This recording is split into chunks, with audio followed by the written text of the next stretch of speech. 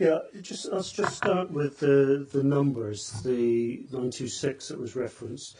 Yeah, the site's allocated for housing. Planning permission was granted in 2023 for planning permission in principle, and we capped the numbers at that point by condition. That was because we made an assessment based on the numbers, so you work out what the consequence or what the impact of that is in terms of school placing, etc.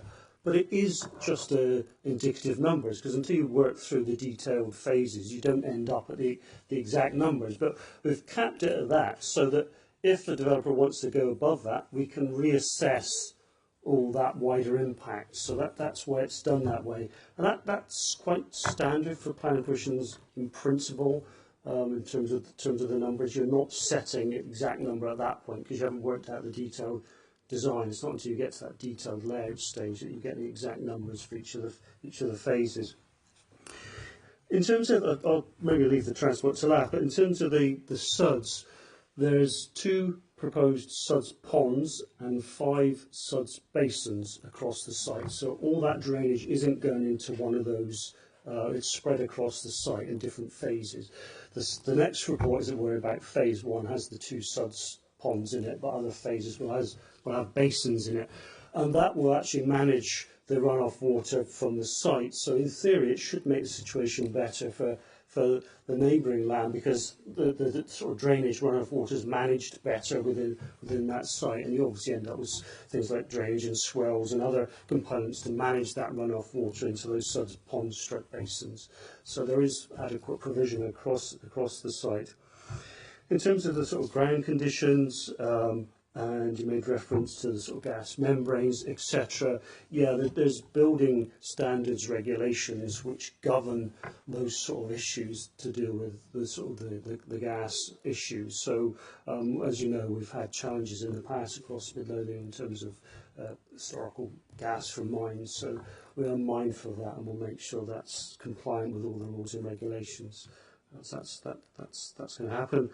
In terms of the traffic, yeah, or the traffic impacts, and there's quite a few things here. I suppose the starting gambit for me is that you've got a development of over 900 units, or 926, or thereabouts, and that generates traffic. That's it just does. That's construction traffic, and then obviously when houses are built and occupied, you have traffic from the homes. So you have to try and manage and mitigate that the best you can. And you're right to say that the traffic counts, and there's been multiple traffic counts now, the numbers aren't the same.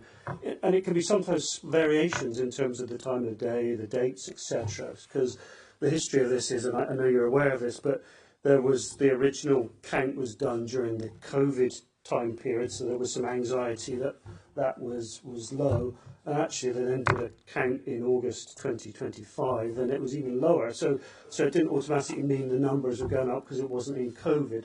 But I guess the point of that is that they're all within a certain tolerance, so they mitigate the tolerance, whether at the top end or the bottom end, has been identified.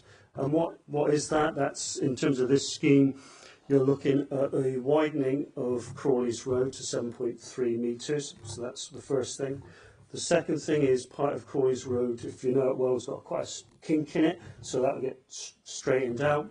You then have 3 junction improvements, so traffic light signals placed at the Suttersley Mayfield Industrial Estate Junction, traffic lights at the Crawlees Road Stop Hill Junction in the south, and then an upgrade of the Stop Hill Junction with the A7. Those will all become traffic light junctions to manage the flow of traffic. In terms of then the safeguard routes, the local plan in allocating the site identified that the site had to be accessed effectively through 3 components. One was from the south, the Stop Hill Road end.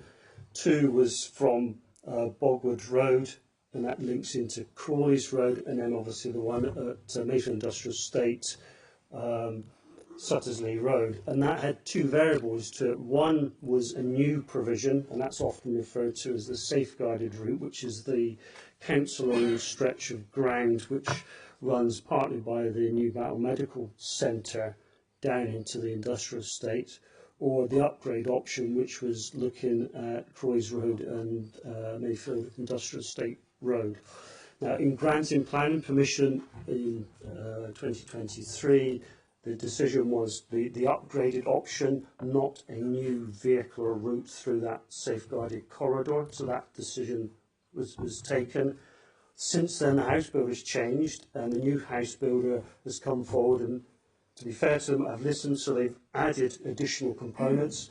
They've upgraded even further some of the junctions that I've referenced, and they're also proposing the third report, the third application, is this active travel corridor through that route. So that's a cycle component and a footpath. They're not proposing a vehicular route through that section. So that's not before you for consideration. What they're proposing is that active travel corridor, and the rationale behind that is to separate out vehicular traffic from active travel options, especially as the catchment area for that site are the schools in Mayfield. That's the Mayfield campus for the new Battle High, so that enables that safer access up to those sites.